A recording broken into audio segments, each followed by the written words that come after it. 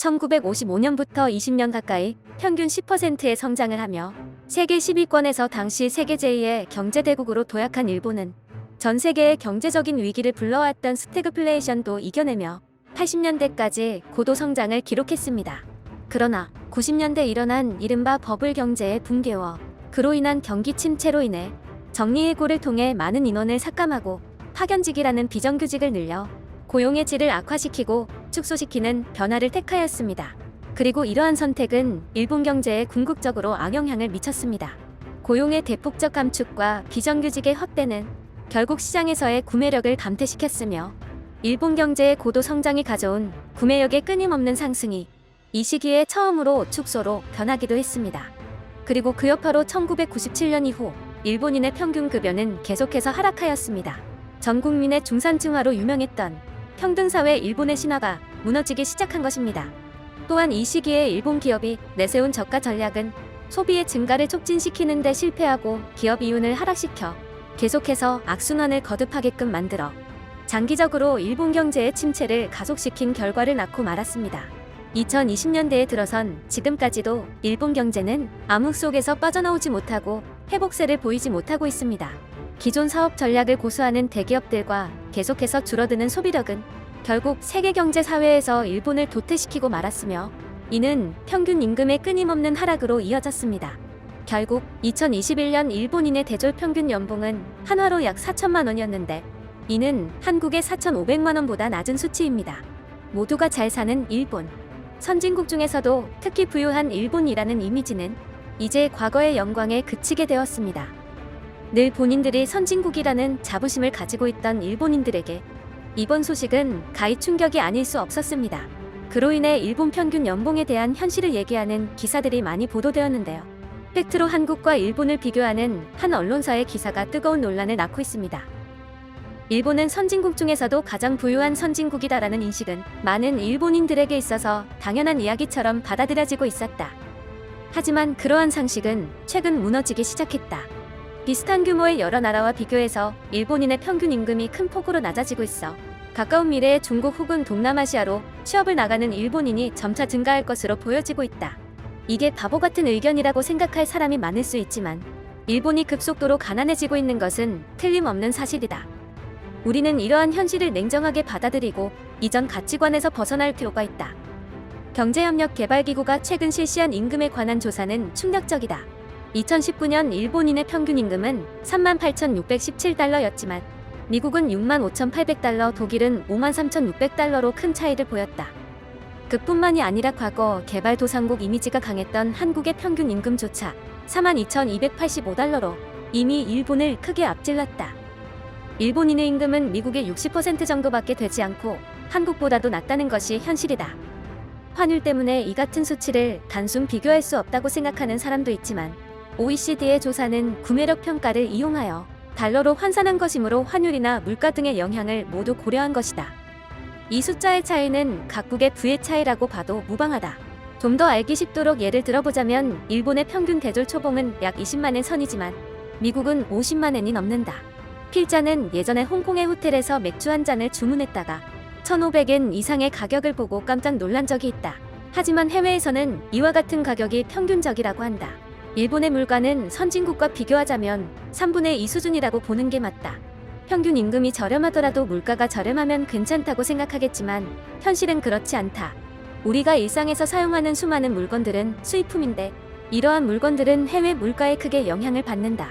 자동차는 글로벌 상품이기 때문에 토요타 자동차의 대당 평균 판매 가격은 10년 전과 비교해 약 1.5배가 되었으며 아이폰을 필두로 하는 핸드폰들 역시도 계속해서 가격이 올라가고 있다.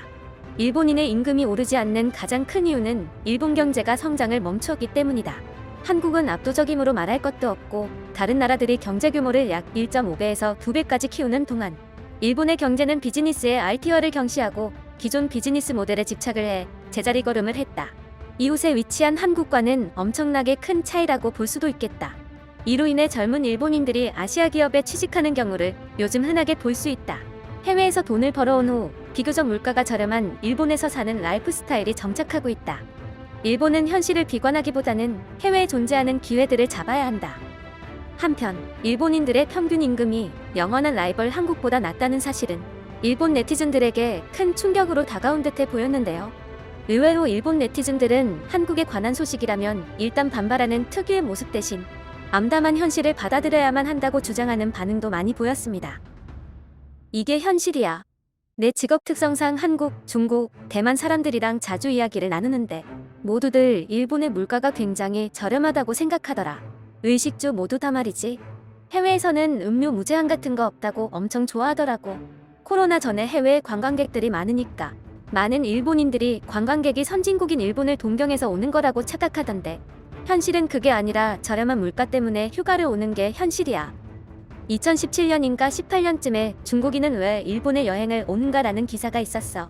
그중 유일하게 긍정적인 이유는 의약품의 품질이 좋기 때문이었고 나머지는 다 일본에서는 싸게 쇼핑할 수 있고 20년 전에 중국 같은 풍경을 볼 수 있어서라는 충격적인 이유더라고.